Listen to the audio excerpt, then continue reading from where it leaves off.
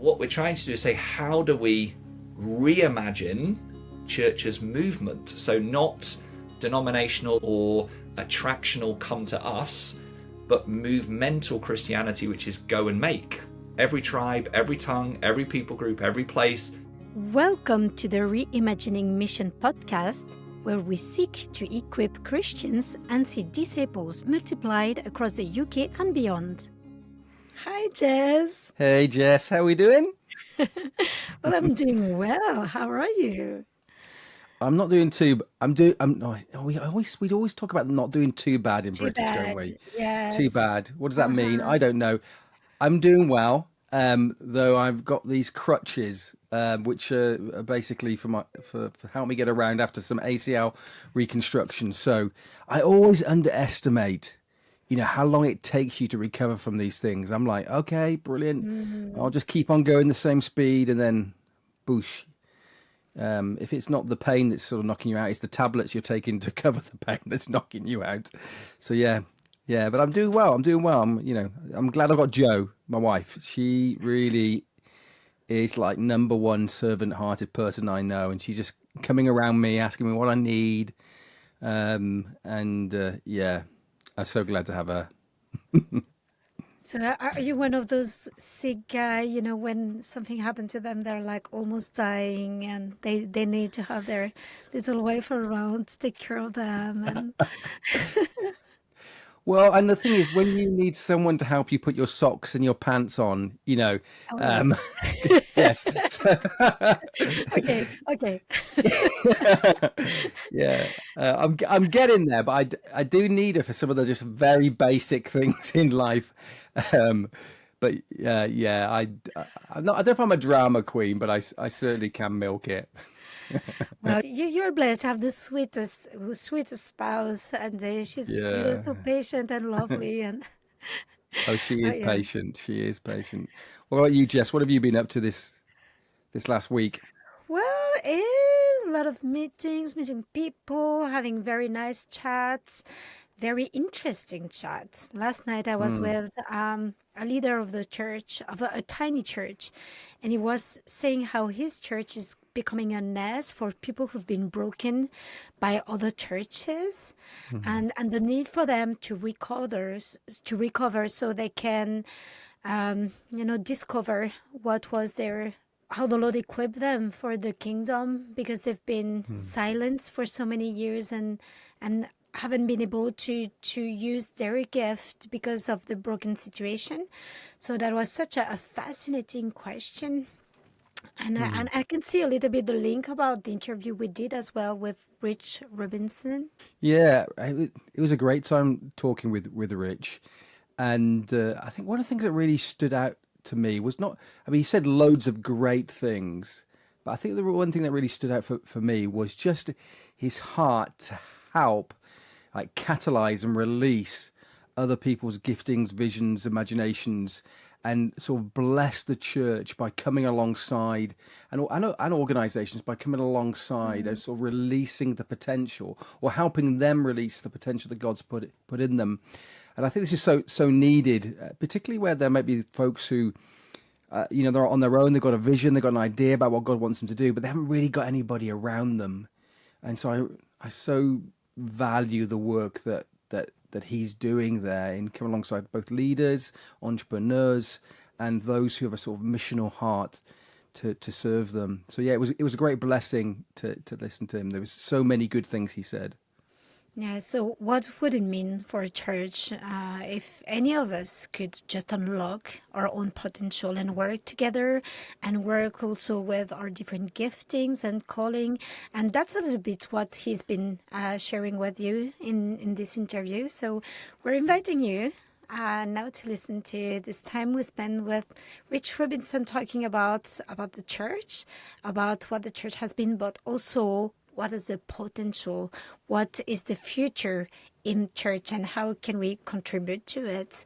So yes, welcome to this conversation. Our guest today is Rich Robinson. Rich is a leadership coach and spiritual entrepreneur. Over the past 20 years, Rich has led pioneering work in missional disciple making, innovation and entrepreneurship, and organizational change across the globe. He's the founder and current leader of Movement Leader Collective and CREO, both working with churches and Christian leaders in entrepreneurial efforts. Rich is married to Anna, who is a writer and editor, and together with their 3 children, they live in Edinburgh, Scotland, where they seek to passionately follow Jesus, living intentionally and with integrity. I hope you will enjoy our conversation with Rich Robinson. Well, hello, Rich. It's a real joy to have you with us today. Thank you, Jess. It's great to be with you. Looking forward to the conversation.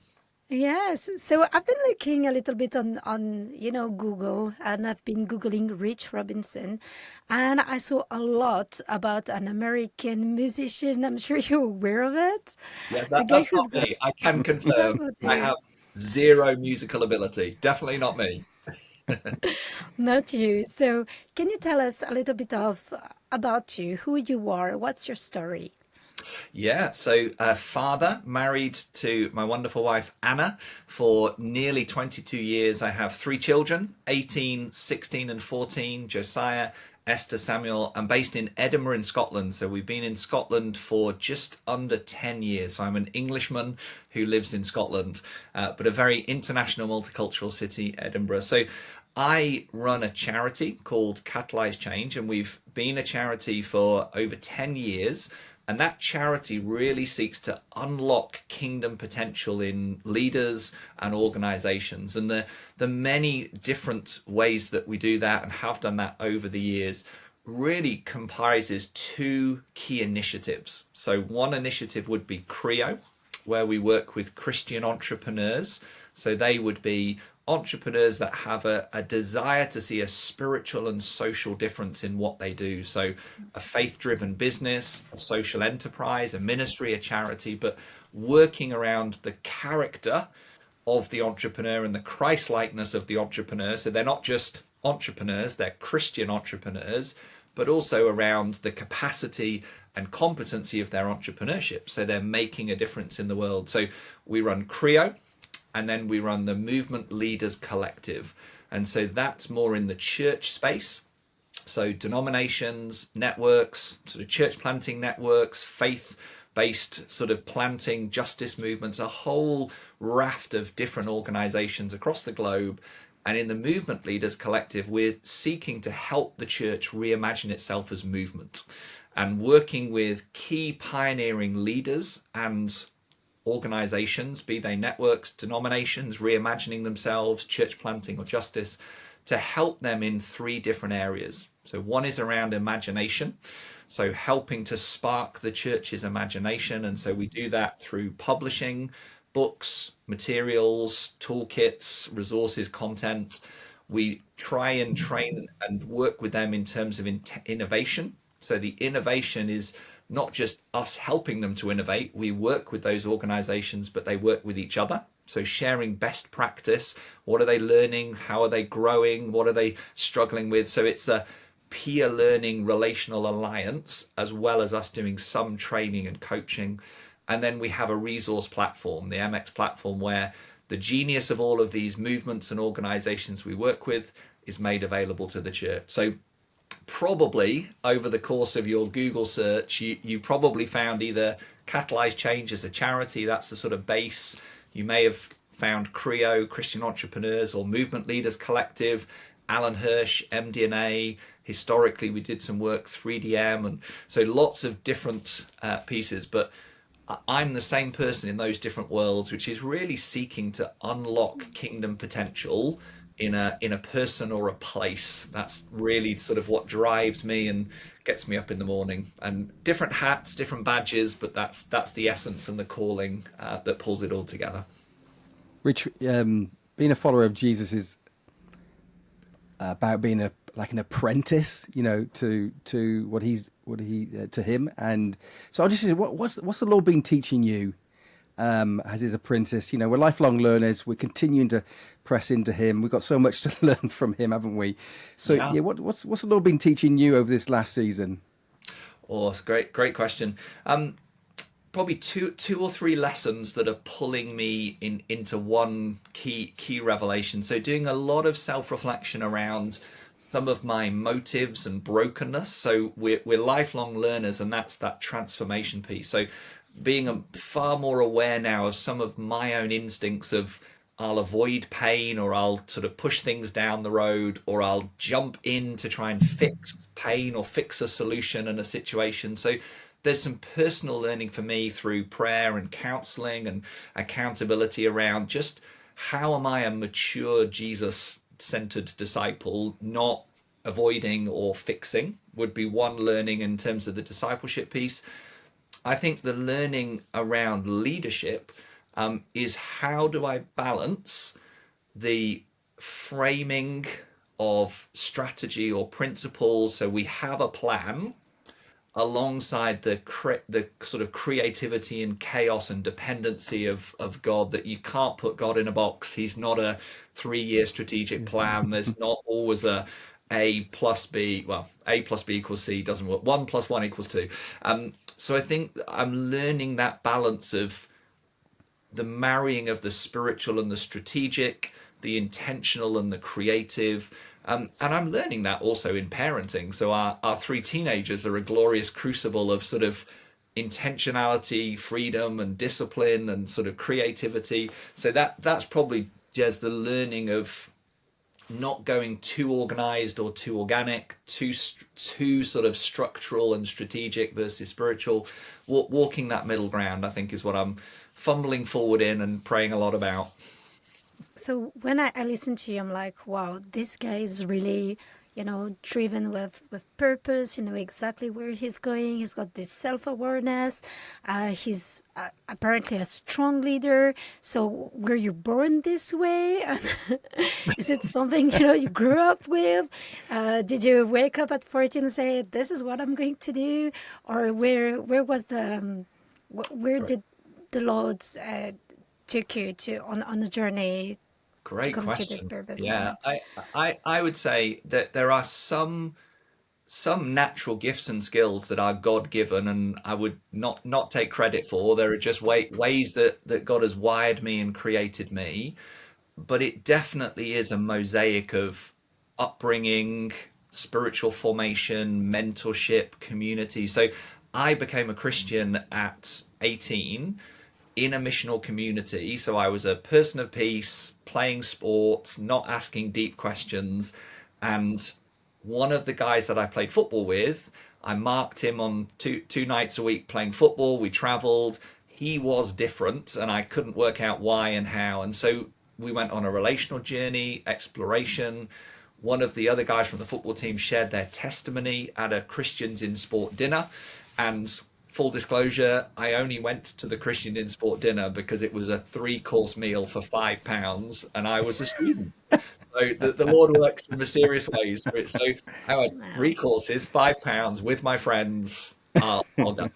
And his testimony, along with the relationship of this friend, just turned my life upside down. And then I was invited into their community. So what I discovered, Jess, at 18, 19 through my 20s was a lifestyle of missional community. So I was part of a table community before I attended a Sunday service. I learned to read the Bible with a how do you reflect on it? What does it say about God? What does it mean for you? What do you do about it? I was always in an environment with Christians and non-Christians, open tables. So I was formed very early on in missional discipleship, and that's the only way I've ever known. So I haven't had to unlearn various things to relearn them. So I was formed in a community of missional discipleship. I had wonderful mentors, older, wiser couples, peers who challenged me, inspired me, and trained and equipped me. So yes, all of it is this kind of mosaic of formation, community, accountability.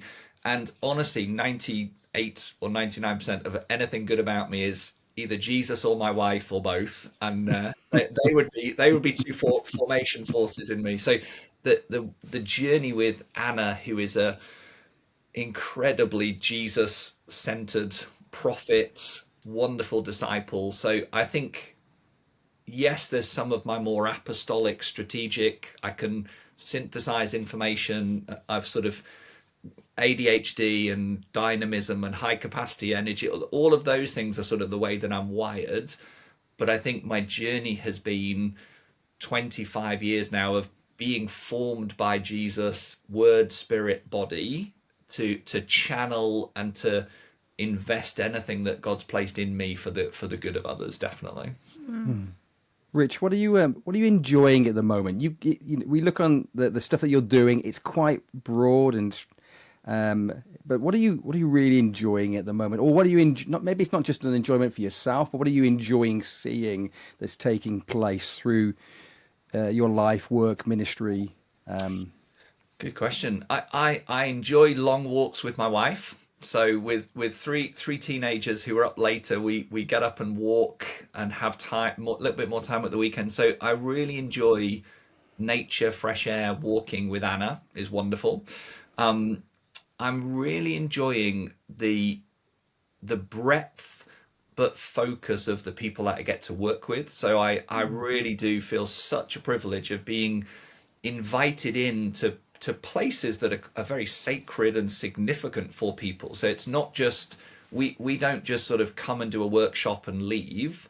We actually really commit to people, the person and the organization over the longer term. So we're not really looking for quantity as much as quality in our relationship. So what I love, I think, Jez, is people's successes do really become your successes, and you're invested in the highs and lows of Christian leadership. So I'm privy to people's grief, conflict, struggle, frustration, pain, and get to be there in those harder moments, as well as sort of when a organization sees a breakthrough in church planting or baptisms or their leadership training, or they celebrate we're now a diverse leadership team where we used to be monoculture.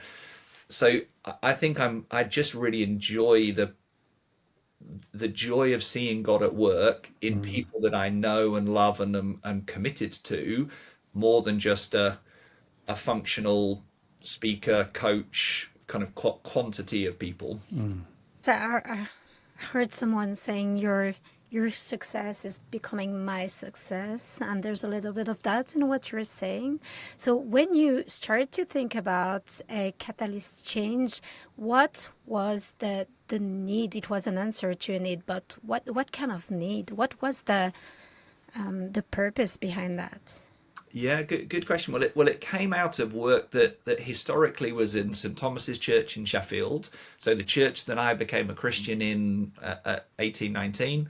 And really it was forged in missional discipleship. So reimagining church, reimagining discipleship, reimagining leadership in the context of missional discipleship. And so we had various people come and see what we were doing as a church. But what happened was people tried to copy the vehicle or the system without really understanding the culture and the mindset. So it's sort of, in effect, let's take the cars rather than teach people to drive. So missional communities, micro church, or plug in Alpha, plug in a system or a vehicle rather than really think about discipleship and leadership differently. So we initiated the training really from a place of conviction, saying we're not serving people well, we're inspiring them. They're going away and trying to do something and often struggling to let it happen or make it happen. So how do we support them? So we created some training environments, so learning communities for a team over 2 years to journey through discipleship, leadership, community movement, some huddles for leaders to think through character and competency. So these vehicles, huddles and learning communities around key topics, just started to grow. And over the first few years, we worked with partners and friends in Europe, so Scandinavia, German-speaking Europe, the UK. It then branched out to Australia, New Zealand, Canada, India, and Kenya. And so we suddenly had this embryonic growing network of countries and training that was A, too big for the local church, and B, we didn't want a franchise model of sort of badge and brand training across the globe. So ultimately, we created the charity as a space where they could choose to be in relationship with each other. So there was no obligation. It was, you're the spiritual parent in the land.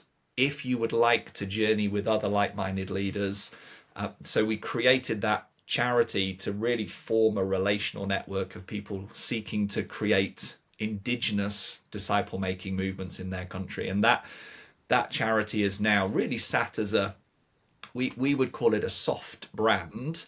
It's really a foundation. We don't talk about it, shout about it. The main things that we do with Creo and with the Movement Leaders Collective, they're the initiatives that we say, here are the things that we do to serve you. And absolutely, Jess, that your success, our success is your success. Like, we want you to thrive and to unlock potential and pursue kingdom transformation. How might we do it? And that's also, I've just finished writing a book which pulls together those 15 years of learning in the intentional process that we use to train people. So the charity really came out of a need for a home for the growing relational network of people moving forward. As you were speaking just before, you mentioned that your wife has got a prophetic gift. You said yourself you have this apostolic gift, and going on the website, we see something called 5Q, right? Yep. That is Yep. speaks about the fivefold ministry. So I feel like somehow, I'm going to be brutally honest there. I heard a lot about the fivefold ministry, Yep. and the idea is absolutely very, exciting. But it feels like it's a little bit like the Loch Ness. Everybody speaks about it, and nobody sees it, for real. Yep. And even just this weekend, we were speaking with a friend, and she said, "Well, I never saw any churches really walking in the fullness of the fivefold ministries." So, Yeah. can you talk a little bit about that? Yeah, definitely. And I can also, off the back of the meeting, send you various names of people. So there's churches in the UK, Sweden, Austria, Belgium, who are using the fivefold ministry as a framework for ministry and team and church. So there are some of those examples now. Definitely, they're starting to bud up. So we would see the fivefold ministry is found in Ephesians 4. So apostles, prophets, evangelists, shepherds, teachers, and Paul sets out the foundation of unity. So the ones, one in the first 6 verses. He talks about the apostles, prophets, evangelists, shepherds, teachers given to the church to pursue maturity. So we read scripture with a 21st century individualistic consumer lens. So we read it and say, which one am I, and how does the church serve me in my ministry? Whereas the context of the reader was, these are gifts given to the body, to a community, for the community to pursue maturity. And within that community, there will be a variance and different people with natural skills and gifts. And so what we would say is the fivefold is a way that the church can pursue maturity, to express the 5 dynamics of Jesus as a church. It can be a way that a team expresses maturity, and it can be a way that an individual becomes more Christ-like in their discipleship. So it's not simply a title or a leadership gift, because the word equipping, where it says that they're given to equip, can also be translated as perfect or mend. So katatismo, the disciples were katatismoing their nets when Jesus went past. So they were mending their nets. So we can actually understand the fivefold and APES as a way to mend the church, not just equip the saints, it can mend the saints, it can align. So there's different translations there. That we have the functional translation that means people go to leadership. So in those five, the apostolic is the one that would push towards new frontiers, new frames, impact, innovation, drive forward. The prophet would have the faithfulness, prayer, and intimacy, but also the social justice, the margins, the championing the cause of the orphan, the isolated. The evangelist is a wonderful mobilizer, storyteller, connector, somebody that goes and finds and connects and pulls in. The shepherd would be care, guarding community, guiding community, relational wholeness, spiritual health. And then the teacher would be wisdom, insight, systems, intentionality. And all of those five are expressed in Jesus. Jesus is the archetype. He's the model of the apostolic, the prophetic. He's the perfect expression of them. And we have that at work within us. So we may have one or two of those five that are stronger and more natural. We'll have others that aren't. There'll be some that have a huge capacity in the apostolic and some that have a lower capacity in the apostolic. But all of them are to invest for the church to become mature, not to build a personal profile or kingdom. So we would work with individuals to help them to understand themselves. We would work with teams around maturity, and then we would work with organizations who often have a leaning towards or a favoring of one or two of those gifts. But actually, what we would say is you're looking for a mature picture of all five, not just a shepherd teacher function, which is we care, we teach, we gather, we organize, not just a prophetic function of thus saith the Lord or social justice. And so any of them disconnected from the others become unhelpful or deified above or positioned above. It's communal maturity, and we need the dynamism of them together, not individual component parts. And yeah, 5qcentral.com is a place where there's tests, there's free resources, there's some training, there's blog posts about the different gift lists in scripture, lots of different things that people could explore in that space. As one of we would say the fivefold is one of the 6 key elements of movemental Christianity. So we can unlock the power that God has within the people and the system. It's one of the ways that we can unlock that. And there's 5 other areas that we would focus on around different things as well as the fivefold. I remember when I was working as a youth leader in a church, and having a real passion to do something new, to reach some folks who didn't know Jesus outside of the programs and the opportunities to disciple those who were maybe Christian young people in the church. And sort of, I remember casting this vision, and there was when I cast it, the kind of look I got back was like, "Are you crazy? Like, why would you want to do that?" And I remember I wasn't crushed by it, but I certainly was like, "Oh, I feel like I'm speaking a language. I'm talking in a way that maybe others don't necessarily easily receive." And so I suppose our churches, which is a good thing, can be quite safe places to be. Quite, but if you've got that sort of apostolic gift, that sort of entrepreneurial desire, like what advice would you give to our our listeners who are probably just everyday Christians about how they might be able to release some of that gifting, particularly in a context where maybe pushing forward into new frontiers, having that sort of imagination, often the initial response might not be brilliant, go for it. It might be, I've got 20 questions for you on why this is a terrible idea. What advice would you give to our listeners? Yeah, well, before I give advice, Jez, that sort of situation is why Jess's comment of where did Catalyze Change come from? Our initiatives, Creo and Movement Leaders Collective, they came from people like you saying, I've got a big dream that God's given me. How do I translate it to my community, where do I start? Who else is crazy enough to help me to do this?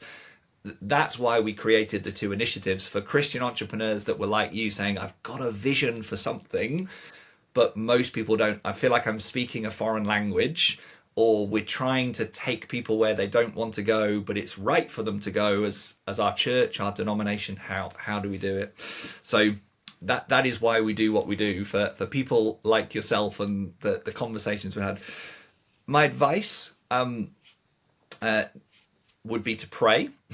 So it's a spiritual endeavor, not just a strategic endeavor. So praying for wisdom, praying for favor, praying for co-workers. So cover what you're doing, that the idea, the hope, the conversation in prayer. Community.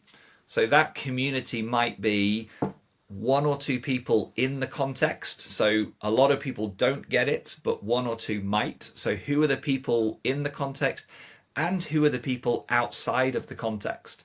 So we as Creo do a lot of coaching, mentoring, guiding to people that don't yet have community in their context to pioneer, but have it from outside.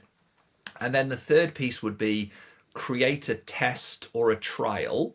So you need to prototype or pioneer something. It won't be the finished article, but if we think of building a house, it's a sort of scribble on a piece of paper, then it becomes architect plans, then it becomes a balsa wood small model, then it becomes, and the house comes after about 4 or 5 stages of development.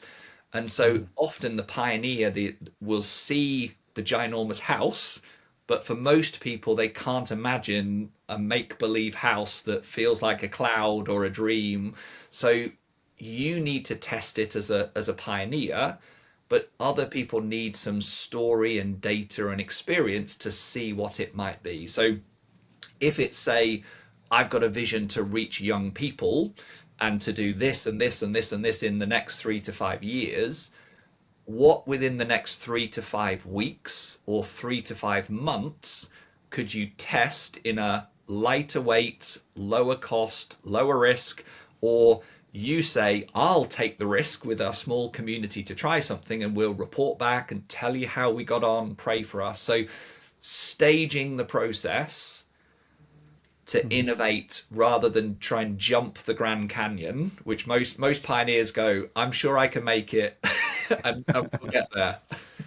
Put a bit of a roadmap together, gather a community, pray. They would be probably 3. There's others, but they would be the 3 I'd encourage somebody to start with.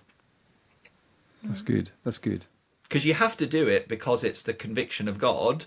It's not whether you do it or not, it's how you do it, and doing it well and in community with prayer and innovation is the way to do it. Yeah. And that's a fascinating conversation, because I feel like so many people have a lot to give, but they've been silent in the church.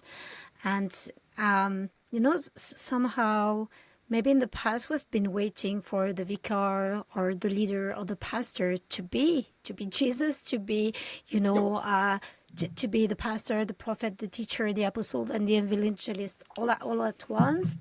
And he also needed to be perfect because he was the main leader. Do you think it's the end of an era, and maybe the start of finally seeing those living stones, creating the church of tomorrow? Yeah, and I would say the social contract and the expectation on church leaders is unsustainable and untenable. So to expect one person to fulfill all those roles is why we see the pressure, stress, and struggle of the church leader, as well as, to your point, Jess, it does disable all of this potential in the pews and in the people, because they're waiting for permission or to be asked. So it doesn't work on either side of that equation. We would talk in our language around imagination and innovation. So do I think it's the end of an era? Yes. Whether that end of an era will be a moment or 10 years in the making, I don't know. We can't predict. There's definitely a changing of the guard and a turning of the tide. How long that will take, we will see. But there's a cultural change, there's a generational change, there's digital and environmental and financial factors. All of that plays into a shift, definitely. We have a model of church that was built for a different time and a different generation. So we have to keep the essence of church, but change the form of church. So we're not throwing out our DNA and our traditions and our beliefs, but we have to adapt our models and structures and processes. So people worry and they mix up what's the form of church and the essence of church. So we need to protect our belief and our DNA, and we need to really let go of and allow crucifixion and resurrection and change to come in the way that we do what we do. So imagination, for instance, we one of the pieces we say is two churches, Willow Creek and Saddleback in America, were proof of concept for church growth theory. And so church growth theory was attractional church, and two churches did an amazing job of attractional church. So pastor, program, building, Sunday attendance, gather people, attract people in. And now when we say the word church, our imagination or our mental map takes us to pastor, building. And so church really isn't an organism, a body. It's really a building, an organization, a pastor, an event, a date. And so what we're trying to do is say, how do we reimagine church as movement? So not denominational, sort of institutional badge and brand or attractional come to us, but movemental Christianity, which is go and make. Every tribe, every tongue, every people group, every place. And that imagination then means that we have to do innovation, which is, if that's what we're imagining, how do we start to refocus, to do new things, try new things? There'll be lots of mess. Lots of things don't work in the first and second phase when you're innovating. But if we have a one generation scorecard, which is I try one thing and it has to work, we'll never innovate. We'll always go with the tried and tested models. So we have to embrace the pain and vulnerability of trying something new for the ultimate purpose of really living into something that is more contextual, adaptive, dynamic. But that's painful when we're talking about people's livelihood, heritage, institutions, money, control. Like there's so many factors. It's not as idealistic and simple as going, let's stop this and do this. It's a real messy middle, Jess, I would say, where change is happening. Some people are ahead of the curve and making that change. Other people are being dragged towards the change because of pressure. And ultimately, some people are burying their head in the sand and hoping that they can survive and the change won't happen. And so there's a whole spectrum. But are things changing? Yes. Is it a changing season? Yes. Is that incredibly painful? Yes. Is it uncertain? Yes. But I think it's really what we've tried to create is communities of pioneers and innovators who are trying and testing new things that ultimately others will be able to follow. But what we're trying to do is find those pioneers that don't mind risk, failure, experiential learning, that hopefully they can draw some of the maps that other people can follow as they come through. So yeah, that's absolutely fascinating. I think Jez and I, we wish we could spend the whole day speaking with you Yes, we would. Yeah. about all of that. Can I ask you really a last question? You've got 3 children. One of them is already 18. What is your dream for them in terms of, Life Church and ministry? Yeah. Great question. That's a great final question, Jess. I could spend all day talking to you about that as well. I would hope that they have a personal and passionate relationship with Jesus. So the essence of that is that it's not mum and dad's faith, inherited faith. It's not just behavior. kind of activity. It's not just knowing God as a concept because we've talked about it with mum and dad, but there's a personal and passionate walk with Jesus that they own. And from that, then I would hope that they're part of a kind of a nuclear family that loves Jesus, but an extended family that embodies its faith. So prayer, justice, sacrifice, mission, hospitality. It's a Jesus existence, an early church existence, not just a 21st century institutional existence. And I would hope that they are a blessing to others, that their faith is not just personal, but it's communal, and it also makes a difference in the world. And so whether they choose to do that in the marketplace, through church, becoming an ordained minister, or they do it through the local neighborhood or a missional community, I don't mind how they do it. For me, the essence is that personal, passionate, and then communal and missional faith. That's what I would hope for them. And honestly, the playground is probably one of the most brutal mission fields in the Western world. And throw in digital, sort of all of the digital changes, environmental changes, financial changes, sexuality, gender. There is so many challenges for them as an 18, 16, 14-year-old that we pray a lot for them. And that personal and passionate faith will hopefully be a compass for them in very, very stormy waters around them.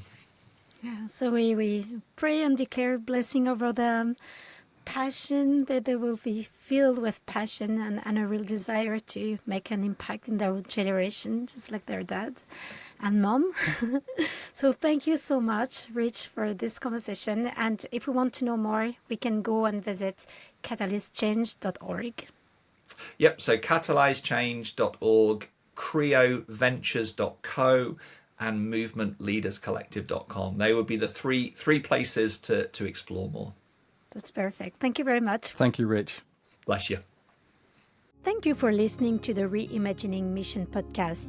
Subscribe to make sure you don't miss future episodes, and help others discover the show by rating and reviewing the show on your podcast provider.